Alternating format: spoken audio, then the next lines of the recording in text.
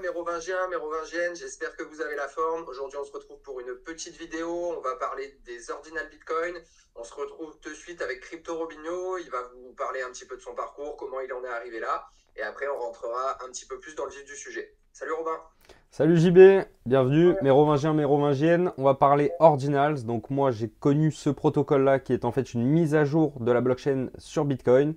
Donc qui a été implanté en décembre dernier par un certain Kazé Rodarmor, un gros développeur sur Bitcoin.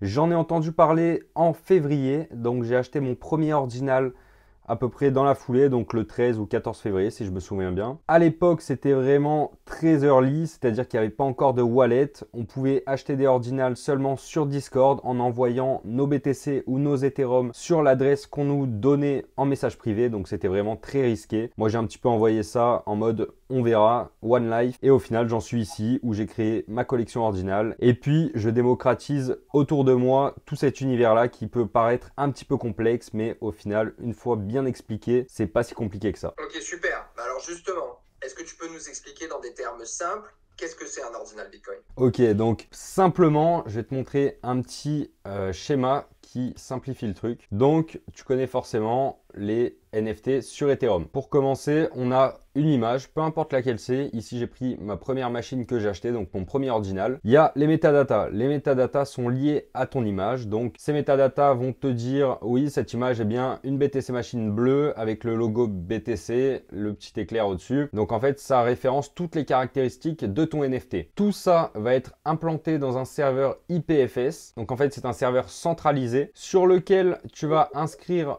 ton image donc via un smart contract. Tout ça veut dire que tu n'es pas vraiment on-chain. Donc tu as ton image qui est sur Ethereum mais via un smart contract qui est hébergé sur un serveur IPFS qui est aussi centralisé. Donc en soi, le développeur qui a créé ce smart contract peut très bien du jour au lendemain supprimer totalement la collection ou juste dire que ta machine qui était super rare est en fait une machine lambda banale et qui sera moins rare et donc tu perdras de la valeur. Donc c'est pas fully on-chain comme on dit. Sur Bitcoin, c'est différent. Ici, j'ai représenté la chaîne de blocs de BTC. Donc, ce qui se passe, c'est que entre deux blocs, il y a des satoshi qui sont inscrits donc dans les transactions. Nous, on va entre guillemets retirer un Satoshi sur lequel on va inscrire notre image, notre ordinal, puis on va le réimplanter dans le bloc suivant. Au cas où tu n'étais pas au courant, il y a 100 millions de Satoshi dans un Bitcoin, et ce qui donne par la suite donc une image inscrite sur un Satoshi numéro, ça c'est aléatoire, mais numéro qui suivra la chaîne de blocs. Donc ton NFT sur Bitcoin sera entièrement on-chain, il sera inscrit sur la blockchain et tu ne pourras pas y remédier. Personne n'y a accès, une fois que c'est inscrit, c'est perdu aussi à jamais. Voilà pour cette petite explication pour t'en dire un peu plus sur les ordinals. Ok, donc c'est vraiment en fait c'est une amélioration technologique de Bitcoin les ordinals. On peut le voir de cette manière-là, étant donné que personne n'y a accès une fois qu'ils sont inscrits. Donc c'est immutable comme un tableau, une fois qu'il est peint, on ne peut pas le changer entre guillemets à moins que tu repeignes dessus bien sûr. Ok, quel wallet on utilise un petit peu pour interagir avec tout cet environnement-là? Il y a différents wallets. Le premier auquel j'ai eu accès, c'est le Ordinals Wallet, tout simplement parce qu'ils ont été les plus rapides. J'ai eu accès le 20 ou 21 février, donc peu de temps après mon achat. Du coup, je te montre de suite à quoi ça ressemble. Ordinals Wallet, c'est simple. C'est aussi un site web, faut le savoir. Tu as un petit bouton en haut qui représente mon wallet. Si tu cliques dessus, quand tu n'as pas de wallet, bien évidemment, ils vont te proposer d'en créer un. Tu pourras avoir une seed phrase avec 12 ou 24 mots. Je crois que c'est 12 si je me souviens bien. Ouais, c'est 12. Donc, c'est aussi simple que ça. Le souci, c'est qu'il n'y a pas d'extension pour Ordinals Wallet. La seule extension que tu peux avoir, c'est Unisat Wallet, dans lequel tu peux donc copier, c'est pas ta seed phrase, c'est une petite clé WIF qui te permet de l'implanter dans ton wallet Unisat, dans ton extension, et donc d'avoir tes ordinaux sur ton wallet Unisat, mais c'est exactement les mêmes que tu peux retrouver aussi sur ton wallet Ordinals au final. Après, il y a aussi Xverse Wallet qui a été utilisé à l'époque pour les noms de domaine STX par exemple et la crypto-monnaie Stax. Moi, j'avais minté quelques noms de domaine à l'époque et donc j'utilise aussi Xverse de temps en temps, qui est un petit peu moins optimisé, mais qui fonctionne très bien aussi pour l'instant. Ok. Et il y a des frais un petit peu qui s'appliquent quand on utilise ces wallets, quand on interagit un petit peu avec la blockchain? Ouais, tout à fait. C'est exactement comme sur Ethereum ou n'importe quelle blockchain. On peut visualiser la chaîne de blocs sur Bitcoin via le site mempool.space. Donc ici, ça représente bien les différents blocs qu'on peut voir. On peut aussi trouver des informations intéressantes comme les frais pour estimer combien va nous coûter une inscription. Donc ici, on a un bloc qui est à environ 24 Satoshi par VB. Donc ça représente le nombre de Satoshi par rapport à la taille du fichier que tu veux inscrire sur la blockchain. En sachant que sur Bitcoin, tu peux pas dépasser plus de 4 MO par inscription. Et donc là, en analysant chaque bloc, on peut voir qu'il y a une range, donc entre ici 23 et 225 SAT, ce qui veut dire que la personne qui a payé le plus de fees a lâché 225 Satoshi par VB, et celui qui est passé dans le même bloc avec le moins de fees est de 23 Satoshi. Donc si toi, potentiellement, tu veux inscrire une image ou n'importe quel fichier sur la blockchain, il faut absolument regarder les frais avant de confirmer ta transaction pour être sûr que ça passe au moment plus ou moins opportun que tu désires, parce que si jamais tu mets pas assez de frais, ta transaction risque d'être repoussée et tu peux très bien avoir une transaction qui reste sur la blockchain pendant un mois avant d'être validée si le réseau est trop congestionné. Ok, ouais, donc il y a quand même quelques petites choses auxquelles il faut faire attention. Donc si je comprends bien, au final, il y a eu une augmentation de la taille des blocs. Bon, on sait qu'il y a toujours ce trilemme de la blockchain entre la sécurité, la scalabilité et la décentralisation.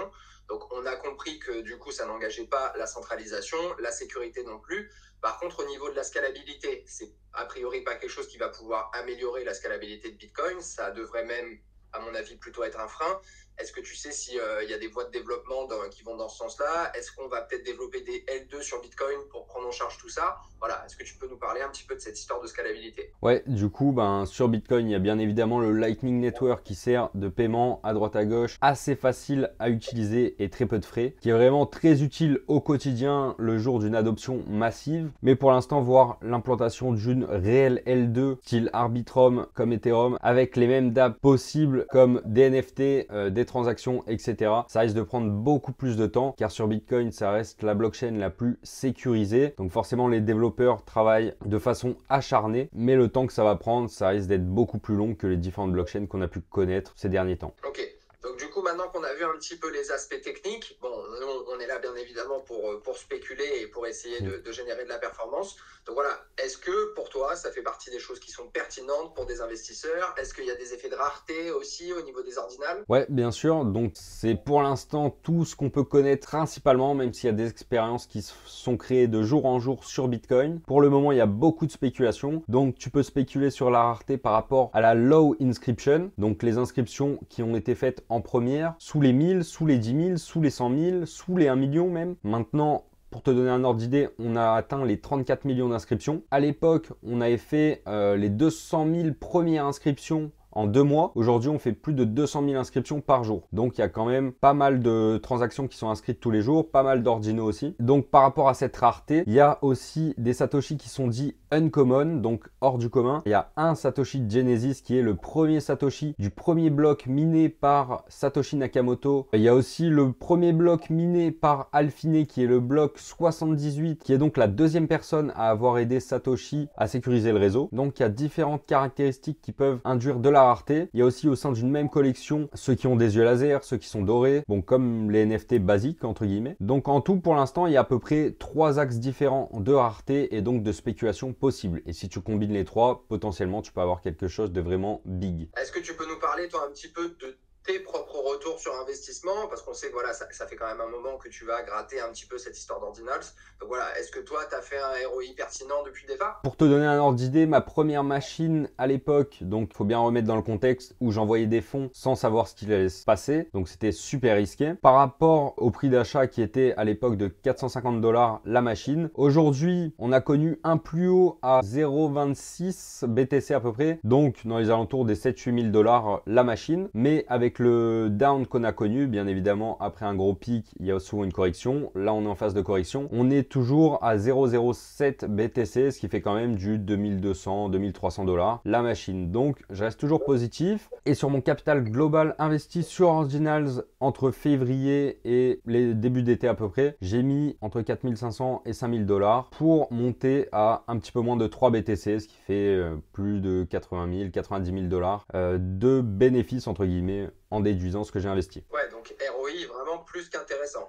Bon, super. Et pour l'utilisateur moyen qui veut commencer un petit peu à interagir avec tout ça, comment il commence à les utiliser, ces ordinals? Alors, il peut tout simplement inscrire son premier ordinal pour se rendre compte de comment ça fonctionne et voir un peu les frais, comprendre un peu tout le process. Je pense que c'est bien. Après, si tu as un plus gros budget, tu peux commencer à acheter des collections intéressantes. BTC Machine, je suis modérateur sur leur serveur, donc je suis pas impartial. Mais il y a différentes collections qui commencent à partir de 3-4 dollars pour monter jusqu'aux machines qui valent le plus cher, entre guillemets. Mais donc, il y en a vraiment pour tous les goûts et tu peux rentrer dans différentes collections de manière assez simple. Je vais te montrer de suite comment tu peux inscrire facilement ton premier ordinal. Donc, tu te rends sur Ordinals Wallet. Il y a différents sites possibles, mais c'est le plus simple. Tu vas sur Inscribe, ce petit bouton-là. Et puis, tu as juste à choisir ton fichier que tu veux uploader. Donc, prends un fichier, on s'en fout, aléatoire. Et ici, comme tu peux le voir, il y a donc les fees qui sont représentés par cette barre où tu peux choisir de mettre plus ou moins de frais. Et bien évidemment, plus tu augmentes, plus tu vas payer cher, mais plus ta transaction va passer rapidement. Donc c'est ce qui est aussi intéressant. Ici, tu peux voir que comme cette image n'est pas optimisée, on a 300 KO maximum pour inscrire notre image.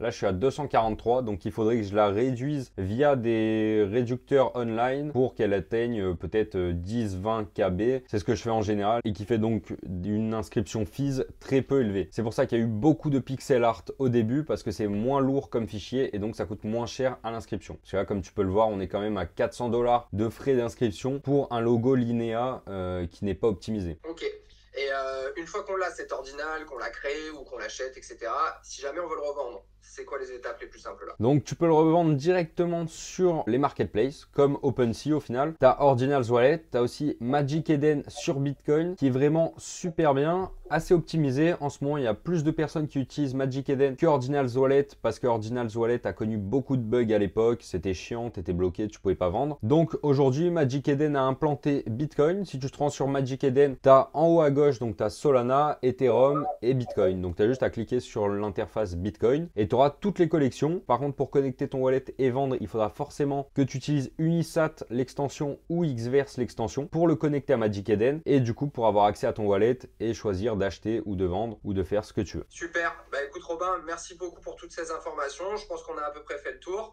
Mais Robingien, on espère que cette vidéo vous a plu. N'hésitez pas à liker, à commenter, à partager. Nous, ça nous donne de la force. Ça récompense le travail fourni. Il y a peut-être des gens autour de vous que ça peut intéresser. Donc vraiment, n'hésitez pas. On vous rappelle, cette vidéo n'étant rien un conseil en investissement. Faites toujours vos propres recherches. Vous êtes le maître de vos finances et n'investissez que l'argent que vous êtes prêt à perdre. Mais Robingien, bonne finance à vous. À bientôt. Merci, salut!